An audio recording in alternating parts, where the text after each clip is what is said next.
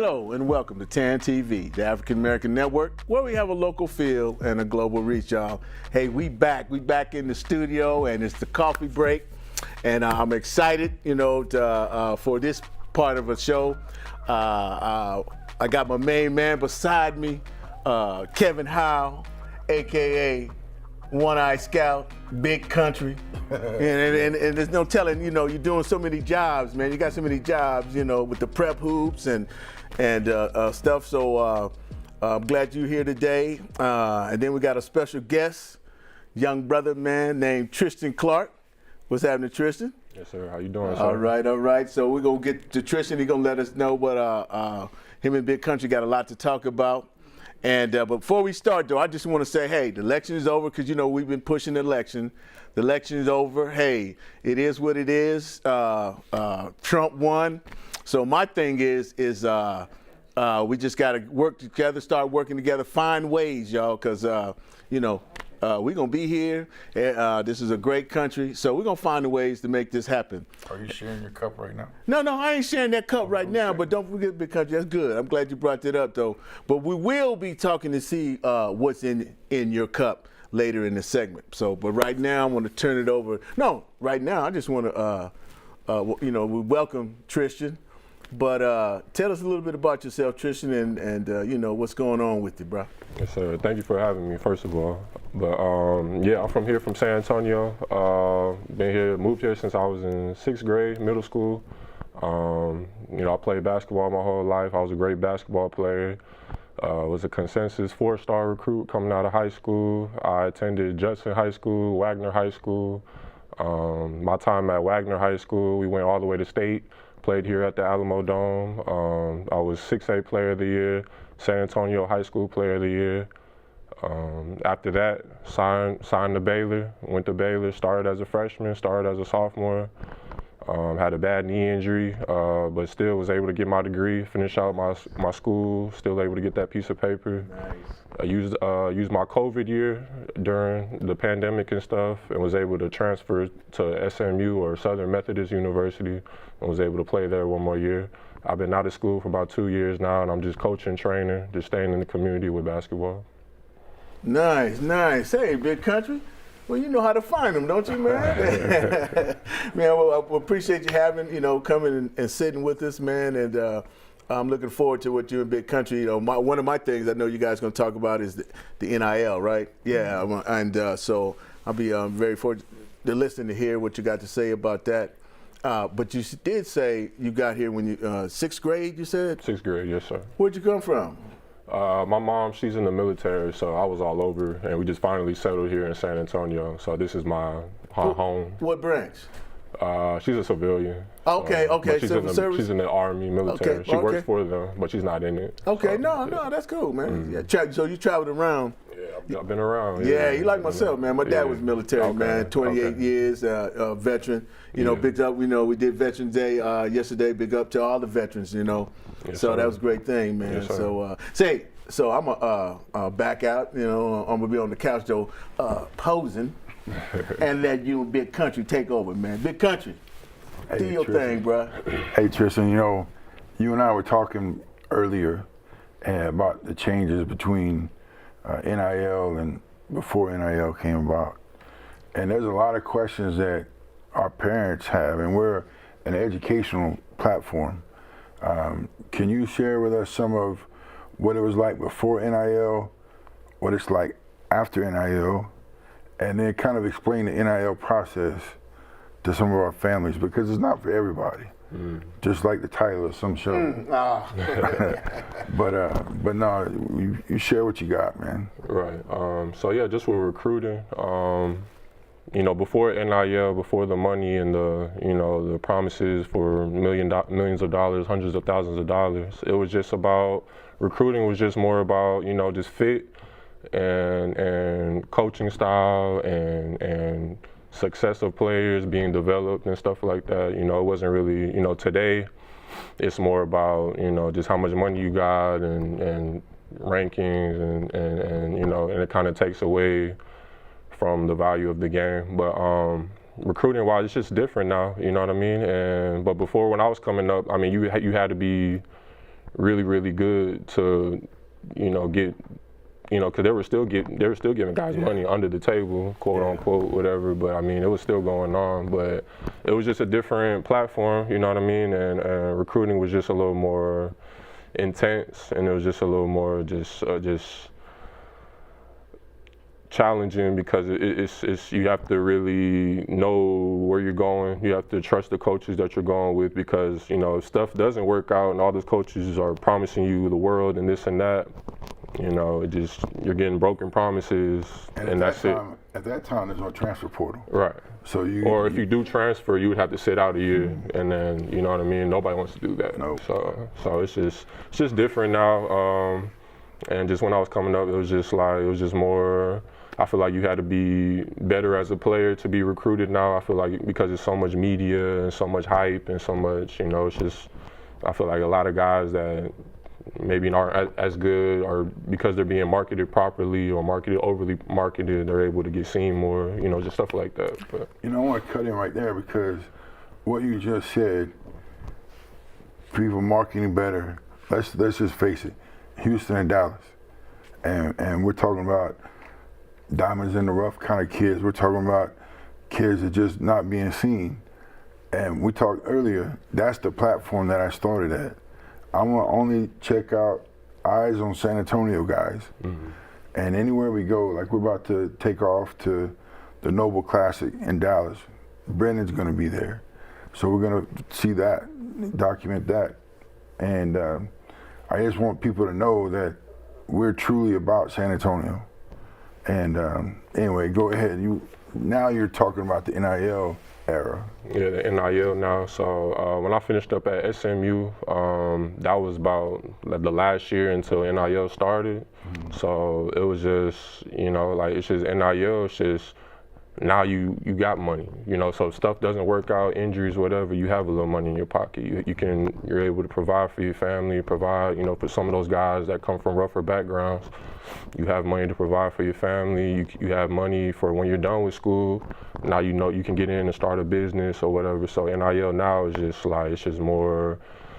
It's more intense as well, just with the money involved. Because when money's involved, I mean anything can happen. Mm-hmm. But the good thing about NIL, I just feel like over time it's going to even out the playing field. Something we talked about earlier. It's going to even out the playing field, and I feel like that's going to be good for the game. Instead of just having 2, 3, 4 schools that have all the great players, and then everybody else is just, So interesting, being that you were in the last year of the pre-NIL era, right? And we know, most people know there's the Ed O'Bannon lawsuit, right? And that's still being settled. But I wonder, as someone who didn't have the opportunity to make all that money, how does that make you feel 5 years later, 3 years later? I'm mad every day, man. I'm mad every day. I mean, just I'm happy for the guys that are getting their money and able to provide for their family and able to have that opportunity to have that. But I mean, it's tough. You know what I mean? Like every guy that plays at a level that high, we're all there the whole time. Like we should be getting money. We should be getting money. But now it's legal. And you're going on Twitter, you're going on Instagram, and you're seeing the NIL values of some of these guys, and it's just like, where's mine? You know what I mean? Where's mine? But that's just a natural feeling. I mean, I know plenty of athletes feel like that, so that's just a natural jealousy, but it's not, but I'm thankful for all the guys that go out there and able to go get it. This isn't about them. Yeah. Man, I played. I was so far 20 years ago. So it's like, man, I got my paper and we're good. No, but it is just like an inner, I wish I had that. Let me interject something for y'all, man. You played. Okay, just think that when I played, my NIL was work study. Yeah. And the only thing I had work study, my job was to clean the basketballs. Yeah. And fill out my own 80 hours. Yeah. So, but Trisha, this is what I wanted to ask you, man. So the NIL is coming in place, and so all the accolades and the outstanding of you, okay, and you said even though back in your era you was getting paid, I mean players were getting paid. Yeah, you got a little bit though, huh? Oh no sir, not me. No, All right. No. You didn't take? Okay, good. No, I good. mean this for like the 5-star, like going to the league. You know, I wasn't at that level, but I was a good player though. Okay, cool. Now, well, that's good. Okay, good. My thing is this: has the NIL, the process of getting that money, has it changed the thoughts of the parents that you've seen? You know, and you can talk about the athletes, but my thing, I want to know about what kind of mindset you think that's for the parents, even because even before that, you know how parents used to act when they thought their son was just good. You know what I'm saying? Just gonna be, be good. So has that kind of shifted the parents? Intensified their motivation to get their kids, in a certain spot?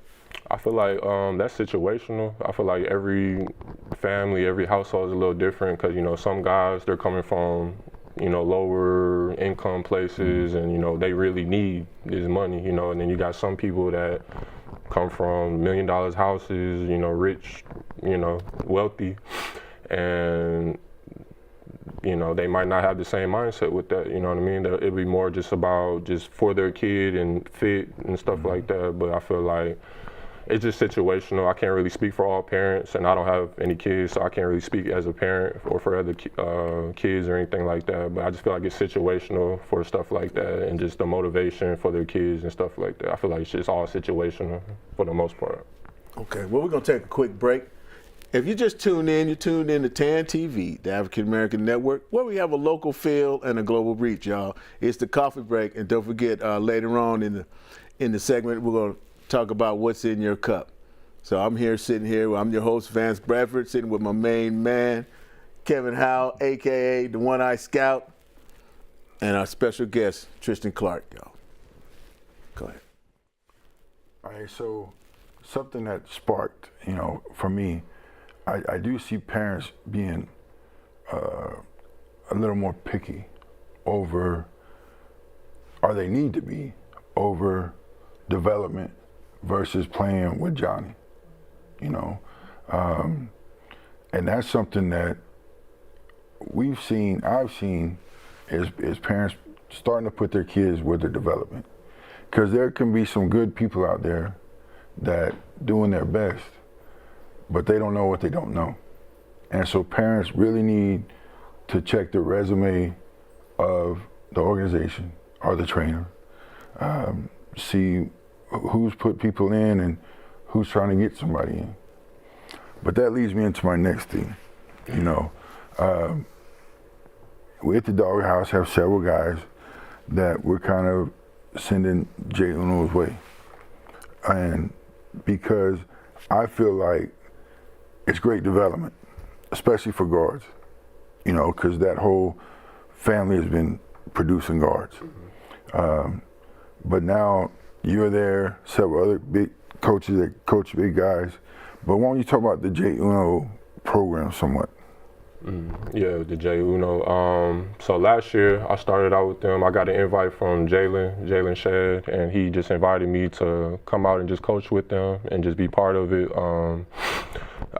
I've been playing against his dad and him since I started playing AAU, 8th grade, 9th grade. So we've all been knowing each other for years, and we just started out doing that. And I joined them in their second year going into it. And last year it was a pretty good year. We had a successful year. A lot of great kids up there. But we're just trying to build something good for the kids. All the coaches that coach on the team, they played at the next level somewhere, either it be in D1 or D2 or NAIA. So there's no, well, I'm over you because I went here. Like, we got every level. That's what I love about our program. And then on top of that, we all have been through injuries and situations to where we had to put down basketball. So now we're all coming together. We're bringing our stories together of, being a great player into not playing anymore, and we're bringing it all together, and we're just sharing our passion for the kids, and we're just trying to help them get to the next level and be the best player they can be, and also be a quality young man on top of that. So y'all are teaching more than just basketball. I've been to several of y'all's practices, been to a couple of games, and it's true. I see the conversations about basketball situation, and Jalen talking to how that affects later on. you know, and putting things in motion. Lost my train of thought. Sorry. Talking about Jay Uno. So, one thing that I thought is important to bring out is that Jay Uno was started with Jamal. Jamal shit. You know, Jamal is playing in Toronto. Okay. You know, the Jamal is getting double-digit points, double-digit minutes as a rookie. Well, so that's the program you're telling me about. That's okay. Nice. Okay. Yeah. So one thing that you're probably not going to hear is that Jay Uno Elite is the only program that has a professional player in the Centex region. Nice. And so what does that mean? That means a lot. You know, do you have something to share? Because I do, on how you think that impacts the program? I feel like that separates us from a lot of other programs just because or the guy that we're representing did everything we all want to do. You know what I mean? He went to Houston, was a winner at Houston 4 years, got better every single year, made it to the NBA. I mean, he's a small guard, so most guards, they're not thinking they can even get to a level like that. So just to be around a guy with that type of motivation and work ethic and has played at the level he played at, and now kids in this area can soak up from that and talk to his dad and talk to his brother and talk to the people that he loves, because those are all the people that are in the program. So they all know what it takes, and they all know the type of guy Jamal is, and Jamal's he's a good person overall. Before basketball and before all the accolades and stuff, he's a great person, great human being, and that's what draws me to them, because it's more than just I'm in the NBA, so be my friend. Like, he's a good person. His family are good people, disciplined people. So I respect that and I honor that, just as a upcoming coach.